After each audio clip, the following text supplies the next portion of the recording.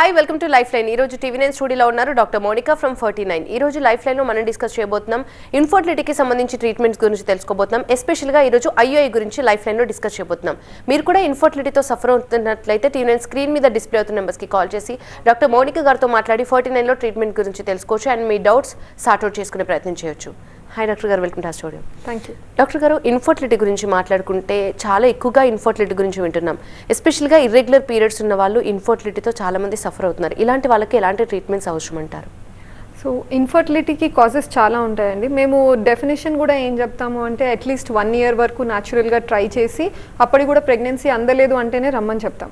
But 1 year time ఫ్రేమ్కి కూడా చాలా additional criteria ఉంటాయి. లేడీకి పీరియడ్స్ కరెక్ట్గా వస్తున్నాయా లేదా, హస్బెండ్ అండ్ వైఫ్ మీట్ అయ్యేటప్పుడు సెక్షువల్ డిస్ఫంక్షన్స్ ఏమన్నా ఉన్నాయా అంటే ఎరెక్షన్ లాస్ట్ అవ్వట్లేదు లాంగ్ టైం, లేదా ఇజాక్యులేషన్ తొందరగా అవుతుంది ప్రీమెచ్యూర్ ఇజాక్యులేషన్, లేదా పెనట్రేషన్ అన్న యాక్టే జరగట్లేదు లేడీ సైడ్ నుంచి, వెజైనిస్మస్ అంటాం.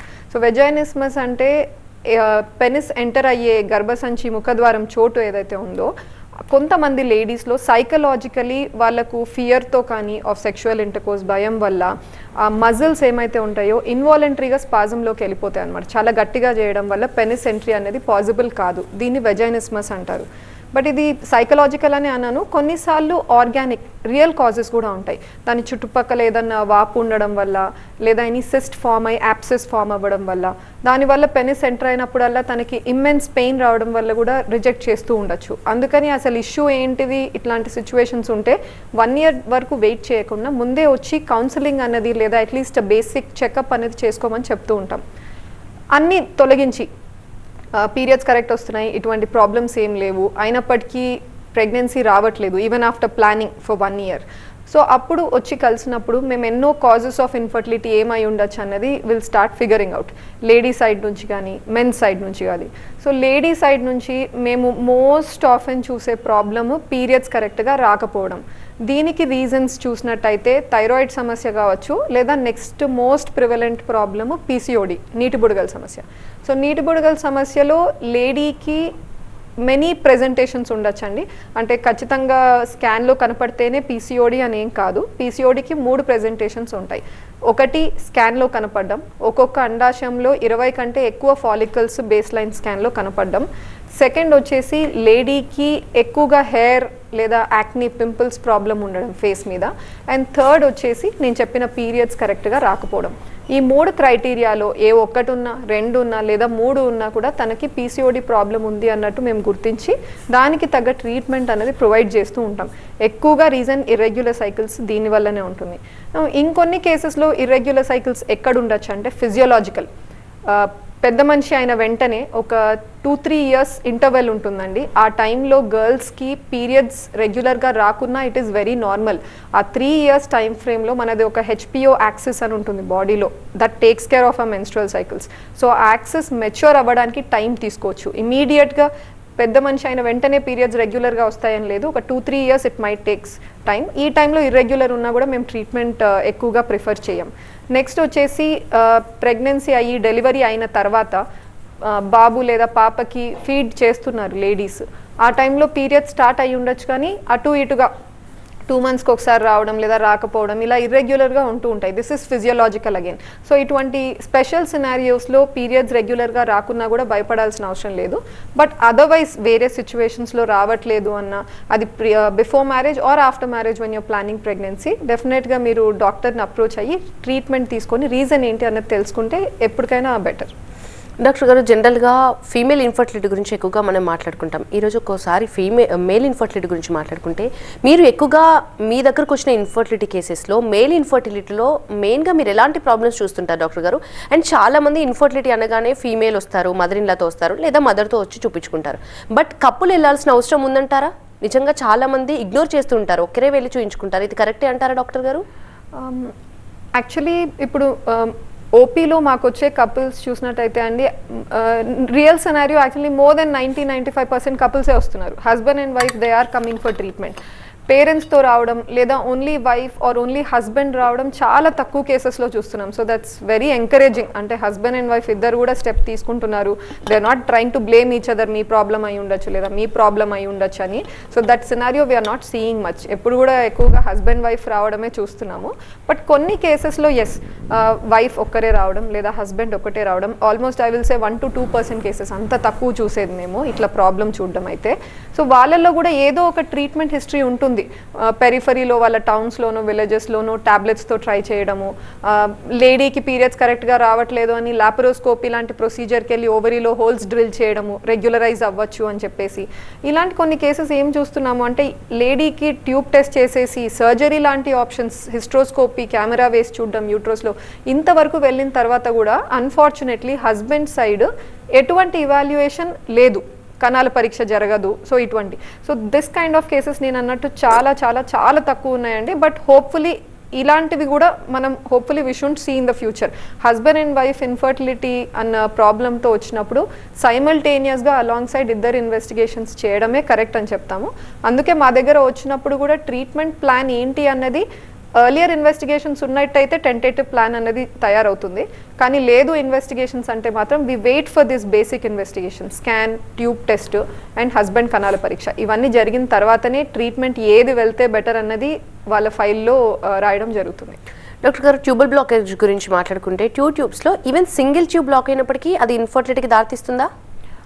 2 ఫెలోపియన్ ట్యూబ్స్ ఉంటాయండి లేడీస్లో, right side and left side. So right side fallopian tube right side అండాశయం నుంచి వచ్చే ఎగ్ని కలెక్ట్ చేసుకుంటుంది. లెఫ్ట్ సైడ్ వచ్చేసి లెఫ్ట్ సైడ్ అండాశయం నుంచి వచ్చే ఎగ్ని కలెక్ట్ చేయడానికి ఫంక్షన్ అవుతుంది. ఇప్పుడు కొంతమంది లేడీస్లో ట్యూబ్ టెస్ట్ చేసుకున్నప్పుడు అదర్వైజ్ లాపరోస్కోపీ లాంటి పద్ధతుల్లో వెళ్ళి ట్యూబ్స్ ఓపెన్ ఉన్నాయా లేదా టెస్ట్ చేసుకున్నప్పుడు ఏదో ఒక సైడ్ బ్లాక్ ఉంది అని చెప్పడం చూస్తూ ఉంటాం. యూనిలేటరల్ సింగిల్ సైడ్ బ్లాక్ ఉండడానికి రీజన్స్ ఎక్కువగా ఇన్ఫెక్షన్స్ ఉంటాయి. ఇన్ఫెక్షన్ గర్భసంచి మూతి సర్విక్స్ ద్వారా ఎంటర్ అయ్యి యూట్రస్ బాడీలో అసెండ్ అయ్యి ట్యూబ్లోకి వెళ్ళి, ట్యూబ్ చాలా సన్న క్యాలిబర్ ఉంటుంది, క్యావిటీ చాలా చిన్నగా ఉంటుంది. దాని లోపల లైనింగ్ని దెబ్బతీసాక గాయం మానేటప్పుడు ఎలా అయితే మనకు దెబ్బ తగులుతుందో మానేటప్పుడు స్కార్ ఫామ్ అవుతుందో అక్కడ కూడా అంతే. సో ఇన్ఫెక్షన్ వల్ల లైనింగ్ దెబ్బతిన్నాక మానే ప్రక్రియలో స్కార్ ఫామ్ అవ్వచ్చు అండ్ ఆ రీజన్కి ట్యూబ్ బ్లాక్ అయిపోవచ్చు. సో అప్పుడు సింగిల్ సైడ్ బ్లాక్ ఉంటే ఏమవుతుందంటే, ఏ సైడ్ బ్లాక్ ఉందో, సపోజ్ రైట్ సైడ్ బ్లాక్ ఉంటే ఆ రైట్ సైడ్ అండాశయం నుంచి గుడ్డు విడుదలైన సైకిల్స్లో మనకు ప్రెగ్నెన్సీ ట్రై చేయడానికి కుదరదు. But other side left side tube is open కాబట్టి ఆ సైడ్ ఎగ్ రిలీజ్ అయినప్పుడు వాళ్ళు స్టిల్ న్యాచురల్గా ప్రెగ్నెన్సీ కోసం ట్రై చేయొచ్చు. బట్ కంపేర్ టు బైలేటరల్ అంటే రెండు వైపులా ట్యూబ్స్ ఓపెన్ ఉన్న వాళ్ళకి ప్రతి మంత్ ట్రై చేయడానికి ఆపర్చునిటీ ఉంటుంది ప్రెగ్నెన్సీ కోసం. సింగిల్ సైడ్ బ్లాక్ ఉన్న వాళ్ళకి వాళ్ళు ఫాలిక్యులర్ స్టడీస్ చేసుకొని మానిటర్ చేసుకొని ఏ మంత్లో అయితే ఏ సైడ్ ట్యూబ్ ఓపెన్ ఉందో ఆ సైడ్ నుంచి ఎగ్ రిలీజ్ అవుతుందో ప్రిఫరబుల్లీ ఆ మంత్స్లోనే వాళ్ళు ప్లాన్ చేసుకుంటే pregnancy it is always ideal. Caller లైన్లో ఉన్నారు డాక్టర్ గారు ఫ్రమ్ ధర్మవరం. లక్ష్మి గారు, ప్రాబ్లం ఏంటో చెప్పండి. డాక్టర్ మౌనిక ఉన్నారు ఫ్రమ్ 49. అదే మేడం, మాకు పీరియడ్స్ సరిగ్గా రావు అందుకే. లక్ష్మి గారు, పీరియడ్స్ సరిగ్గా రావు మేడం అందుకని. ఎస్ లక్ష్మి గారు, ప్రాబ్లం ఏంటో చెప్పండి డాక్టర్ గారికి. పీరియడ్స్ సరిగ్గా రావు మేడం. పీరియడ్స్ సరిగా రావని చెప్తున్నారు డాక్టర్ గారు. తనకి పీరియడ్స్ సరి ఏజ్ ఎంత ఉంటుందండి తనకి? లక్ష్మి గారు, మీ ఏజ్ ఎంత ఉంటుంది? 25 మేడం. 25 డాక్టర్ గారు. పిల్లలు ఉన్నారా? మ్యారీడ్? ఇంకా లేదు మేడం, పిల్లలే కాదు. లక్ష్మి గారు, మ్యారీడ్ అండి మీరు, అన్మ్యారీడా?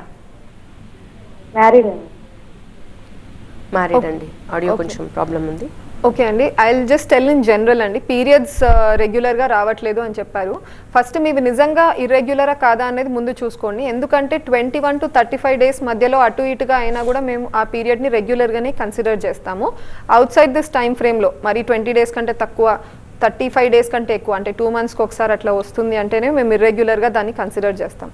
ద మూమెంట్ మీరు డాక్టర్ దగ్గర ఇర్రెగ్యులర్ సైకిల్స్తో వెళ్ళినప్పుడు అన్నీ చూసుకుంటామండి. మీ వెయిట్ ఎలా ఉంది, ఈ మధ్య కాలంలో మీ వెయిట్లో ఏమైనా మార్పులు వచ్చాయా, దానివల్ల ఇంతకు ముందున్న రెగ్యులర్ సైకిల్స్ ఇప్పుడు ఇర్రెగ్యులర్ అయ్యాయా. నెక్స్ట్ థైరాయిడ్ సమస్య చూసుకుంటాం, ప్రొలాక్టిన్ అన్న హార్మోన్ టెస్ట్ కూడా చేస్తామండి. ఇది కాకుండా ఒక చిన్న స్కాన్ కూడా చేయడం జరుగుతుంది పీసీఓడి సమస్యను రూల్ అవుట్ చేసుకోవడానికి. సో ఇవన్నీ చూసుకున్న తర్వాత ప్రాబ్లం ఏంటి అన్నది తెలుసుకొని దానికి అప్రోప్రియేట్ ట్రీట్మెంట్ అనేది ఇవ్వడం జరుగుతుంది. ఇప్పుడు మీకు సపోజ్ మీరు ప్రెగ్నెన్సీ ప్లాన్ చేస్తున్నారు అంటున్నారంటే మాత్రము పీరియడ్స్ ఇర్రెగ్యులర్ ఉంటే అండి ఎక్కువగా మీకు ఒక ఎగ్ పెరిగి విడుదల అవ్వట్లేదేమో. ఆ ప్రాబ్లమ్ని మీరు అవాయిడ్ చేయాలి లేదా ఓవర్కమ్ చేయాలి అంటే మీరు సర్టెన్ స్మాల్ మెడికేషన్స్ తీసుకొని ఫాలిక్యులర్ స్టడీస్లో ఎగ్ గ్రోత్ ఎన్ష్యూర్ చేసుకొని రిలీజ్ అయిన టైంలో బెస్ట్ టైం మీ డాక్టర్తో డిస్కస్ చేసుకొని ఆ టైం ట్రై చేయగలిగితే ప్రెగ్నెన్సీకి ఛాన్సెస్ చాలా లెవెల్ వరకు మ్యాక్సిమైజ్ అవుతాయి. డాక్టర్ గారు, ఎస్, ఈరోజు టాపిక్ మాట్లాడుకుంటే ఐయుఐ గురించి. జనరల్గా చాలా ఇయర్స్ నుంచి మ్యారేజ్ అవ్వలేదు అని చెప్తుంటారు. మ్యారేజ్ అయినప్పటి నుంచి పిల్లలు అవ్వలేదు చెప్తుంటారు. 5 years 10 years నుంచి పిల్లలు అవ్వట్లేదు, అన్ఎక్స్ప్లెయిన్డ్ ఇన్ఫర్టిలిటీ అంటున్నారు. ఏం చేయాలో అర్థం కావట్లేదు, ఇలాంటి ట్రీట్మెంట్స్ తీసుకున్న పిల్లలు అవ్వట్లేదు చెప్తుంటారు. ఇలాంటి వాళ్ళు ఐయుఐ ట్రీట్మెంట్ తీసుకుంటే అయ్యే అవకాశాలు ఉంటాయా? ఐయుఐ ట్రీట్మెంట్ ఆర్టిఫిషియల్ ఇన్సెమినేషన్ అంటామంటే అంటే లేడీకి ఎగ్ రిలీజ్ అయిన టైంలో హస్బెండ్ కనాలని మేము గర్భసంచిలో వేస్తున్నాం. న్యాచురల్ ఇంటర్కోర్స్లో కూడా ఇంచుమించు ప్రాసెస్ సిమిలర్ ఉంటుంది. ఐయుఐకి ఆల్మోస్ట్ క్లోజ్.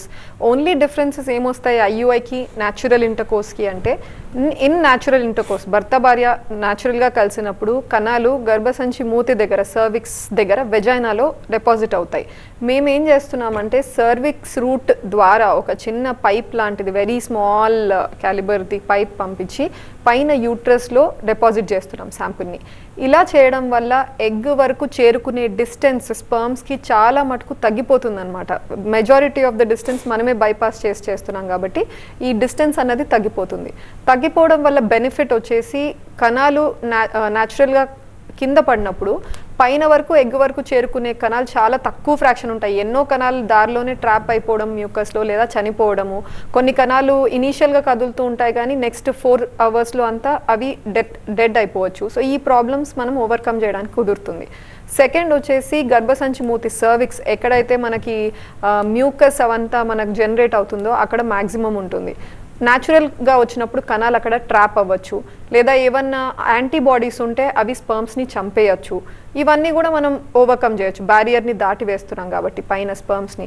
అండ్ థర్డ్ వచ్చేసి మనం వేసే శాంపుల్ని ప్రాసెస్డ్ శాంపుల్ అంటాము. అంటే ఇచ్చిన శాంపుల్ని డైరెక్ట్గా డిపాజిట్ చేయమండి, దాన్ని సెంట్రిఫ్యూగేషన్ అన్న మెథడ్కి సబ్జెక్ట్ చేసి డబుల్ డెన్సిటీ గ్రేడియంట్ అంటాం. అంటే వేరే కెమికల్స్ కూడా మనం యాడ్ చేసి వీఆర్ మ్యాక్సిమైజింగ్ ఏవైతే చనిపోయిన కణాలు ఉంటాయో డెబ్రీ డర్ట్స్ అవన్నీ ఉన్నాయో మనము తీసేసి మంచి ఫ్రాక్షన్ మంచిగా మూవింగ్ స్పర్మ్స్ ఉన్న ఫ్రాక్షన్ని సపరేట్ చేసి దాన్ని యూట్రస్లో వేస్తున్నాం. అందుకని యూట్రస్ ఇరిటేట్ అయ్యే ఛాన్సెస్ తగ్గిపోతాయి. సో కాంట్రాక్టిలిటీ సైలెంట్గా మనము నేచర్ని ప్రమోట్ చేయగలిగితే sperms can move towards the egg and fertilize it అనేది. సో ఇట్లా ఐయుఐ న్యాచురల్ ఇంటర్కోర్స్కి బెనిఫిట్స్ ఓవర్ న్యాచురల్ ఇంటర్కోర్స్ ఏమేమి ఆఫర్ చేస్తుందంటే ఇది.